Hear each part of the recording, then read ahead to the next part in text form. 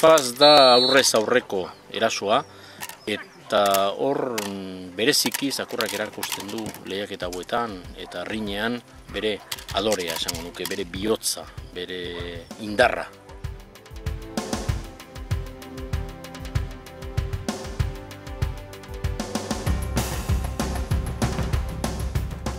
Ondatak da guk eraso gizonari esaten dioguna, ezta? Da gizon honen funtzioa da lehiaketetan zakurrak koska egin gabe uztea, eta lehiaketak ez direnetan, gure entrenoetan, zakurrari hori gerta ez dakion erakustea, hau da, zakurrari rinaren sekretu guztiak erakustea da gizon honen funtzioa.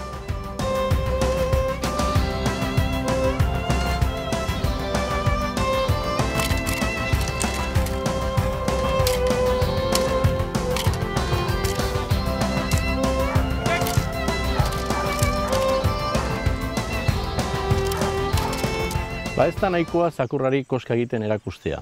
Kontua da, teknika behar duela eta da koska egin, baina nola koska egin behar duen. Orduan, janbierrakin hasiko gara, txakurra oso gaztetxoa denean, eta janbierrean erakutsiko diogu dagoeneko burua ezkerraldera, burua eskuin aldera mugitzen. Biratu egin behar du, eta hori oso argi izan behar du, etorkizunean premiazkoa izango duelako. Orduan, beko aldean koska egiten duenean, zakurrak beti begiak kanpo aldera utziko ditu, esan dugun bezala, beraz, hemen koska egiten duenean, begiak izango dira kanpo aldera begira. Ezker zangoan koska egiten baldin badu, beste horren beste, begiak kanpo aldera, gorago berdin eta gorago berdin. Kontua da, horrekin lortu nahi dugula, eskuin aldera ies egiten dugunean, gizonak pibotatu egingo duen ezkero eskuineko zangoan, zakurrak geratzen denari egingo diola koska, eta ieska doanari. Ieska doanean zangoa, eta zakurrak jarraitu egiten baldin badio, arriskua daukagu zakurrak ezertxo ez hartzeko arriskua dauka. Eta beste horren beste aldera. Gero, nahi izan ezkero, oso ondo etorriko zaigulako beste zenbait ariketatarako, goian erakutsiko diogu beko teknika. Orduan, hemen erakutsi badiogu kanpo aldera begiak uzten, goian ere antzeko zerbait egingo dugu. Hemen irakatsiko diogu koska egiten, edo hemen. Beti barru aldean eta sekula ere ez kanpo aldean. Zakurra kanpo aldera koska egiten baldin badator, gizonak oso erraz desplaza dezakelako zakurra, eta zakurra gera daiteke presa egin gabe. Hor puntua galduko ditu, eta beti ere arrisku gehiago izango du lesioetarako ere.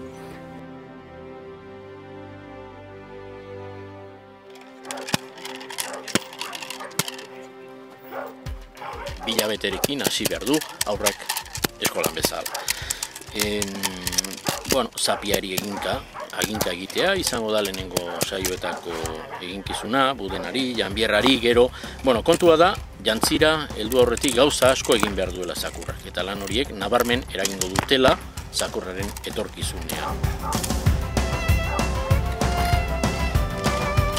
Zakurkumeari lepoa ezker eskuin bihurtzen irakasteak bere biziko garrantzia dauka. Hori argi dago.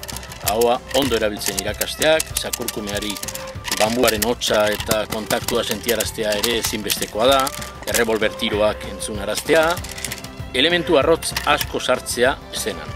Beti sartzen ditugu, gauza pila bat, zakurrak ohitu egin behar duelako. Gero lehiaketetan gauza asko gertatzen dira pistatik kanpo, pista barruan, eta zakurrak prest egon behar du beti horretarako.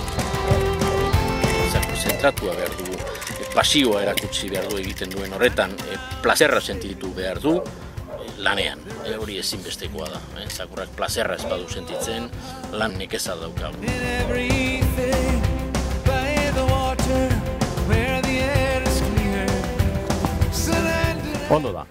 Ondo da. Lasai, posizioa komeni zaigu zakurrak eukitzea alde honetara ipurdia.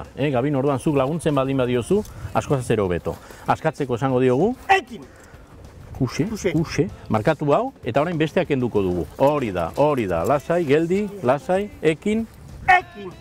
Orain, hori markatuko diogu, eta hau kenduko dugu. Oso ondo. Eutsi janbierrari, oso ondo. Soltatzeko? Ekin! Markatuko dugu. Bat, eta besteak kenduko dugu. Nahi duzunean, oso ondo. Askatzeko, besteak inberdin, oso ondo. Gauza bera egingo dugu orain. Saiatuko gara zakurra engainatzen. Ia berak zer reakzio daukan. Hau markatuko dugu eta hau kenduko dugu. Oso ondo. Askatzeko. Bueno, ikusi dugu nola bata markatu dion, ezkerrekoa, kendu du, baina laguntza handia egin du gizonak, oso atzera bota duelako zangoa, orduan zakurrak aukeratu behar izan du. Baina ez dago bat ere gaizki, zakurrak rektifikazio hori egiteko aukera izan duelako. Etorkizunean hori askozaz ere bizkorrago egingo du eta askozaz ere egokiago. Bai? Venga, nahi duzunean, oso ondo. Bueno, hau da esaterako sekula, askatzeko esango diogu, Gabino? Bai? Sekula ezin zaiguna gertatu. Lehenago ere aipatu dugun bezalaxe, zakurrak beti erakutsi behar ditu begiak kanpo aldera koska egiten duenean. Ze gerta daiteke, orain egin duen bezala koska egiten baldin badu zakurrak. Zu jausten baldin bazara aurrerantz, lepoa bihurtuko diozula eta lesioak ekarriko dizkigu. Zakurrari txiki-txikitatik erakutsi diogun guztia fazari dagokionez, esker, eskuin koska egitea, orain nolabait sendotu egingo dugu. Pivoteak erabiliko ditugu, gizonak egingo duena da ezkerreko, eskuineko, kasu honetan bere ezkerreko zangoari zita egin, nolabait esaten dio zakurrari, hemen egin behar duzu koska, eta erakutsiko dio zango hau. Baina, nolabait zakurra datorrenean, gizonak egingo duena da zango hau eskutatu pibotaren atzean eta bestearekin egingo du iez. Zakurrak zer egin behar du? Ezkerreko zangoa bilatu. Eskuin alde hortan, beste horren beste, gizonak egingo dio zita, deituko dio eskuineko zangora, nolabait zakurra datorrenean ezkerrekoa eskutatu egingo du, baina zakurrak ikasi behar du eskuineko hori harrapatzen. Hau da, beti ere gelditzen den zangoa eta beti ere begiak kanpoko aldean dituela.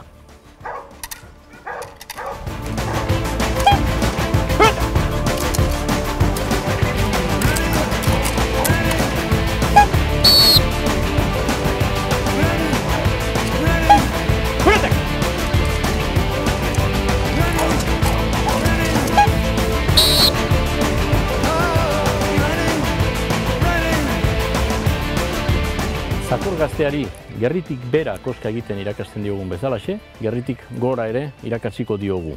Teknika oso antzerakoa da. Zakurrak koska egin behar du geratzen den zatia, esan nahi da.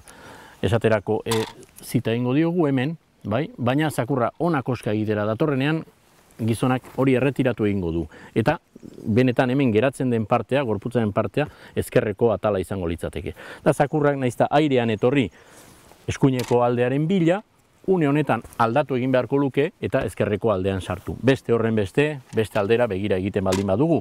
Ona deituko diogu zakurrari ezkerra alde hontara, baina ona datorrenean guk hau kendu egingo dugu.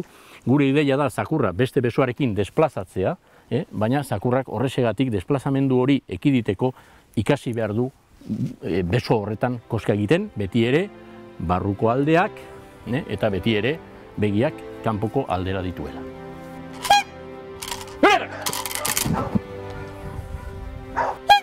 Betak!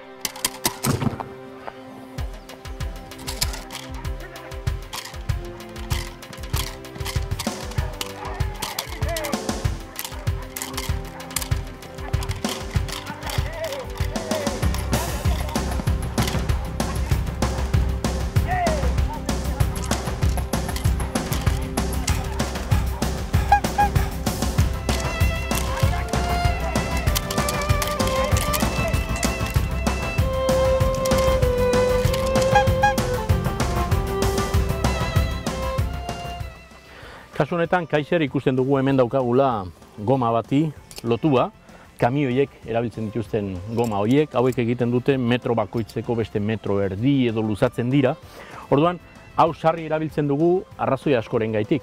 Bat da, zakurra behartzen dugulako azken metroetan nolabaiteko indarra edo handiagoa egiten eta pixkat fuerteago sartzen irakasteko asmoarekin. Gero bestalde batetik, ahoa lantzen dugu. Ez presa izatia hola atzerainokua, baina bai, nolabait ahoa izten duenean hor geratzea, ondo itxi eta askatu gabe, eta tentaziorik izan ez dezan, hau hori aldatzeko eta beste presa batzun bila hasteko. Beste alde batetik, zakurrak geldoagoak direnean, kasu honetan makerrek 40 kilo inguru dauzka, eta orduan abia da, ez da 32 kiloko txakur batena, orduan talka, pixka bat landu egin behar da, eta bizkortasuna irakatsi egin behar zaio zakurrari. Askotan genetikak ematen duen zerbait da, genetikak ematen duenean mantendu egin behar da eta lan egin behar da horren alde, baina genetikak ematen ez duenean landu egin behar da eta txakurrari irakatsi egin behar zaio talka horiek egiten. Hau da, tour d'eskib esaten dioguna, eta tour d'eskib da eskiba egiten diotenean, fasean zakurrari, nola zakurrak buelta egin behar duen eta gizona eraso.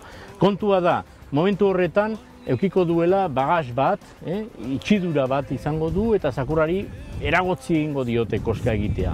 Orduan, zakurrak ikasi behar du barrera hori zeharkatzen. Orduan, orain egingo duguna da, zakurrak irtengo du alde honetatik eta koska egin beharko du ezker zangoan. Eta gero aterako dugu bestaldetik eta egingo du eskubiko zangoan koska. Horretara egongo da eraso gizona barrajea egiten eta kortina handi bat ezarriko du zakurrari eragozteko koska egite hori. Nahi duzuenean.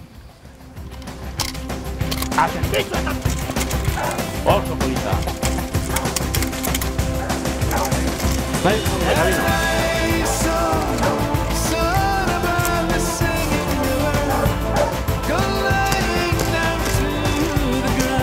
Kusi.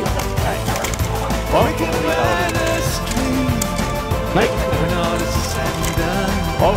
polita hori. Oso polita.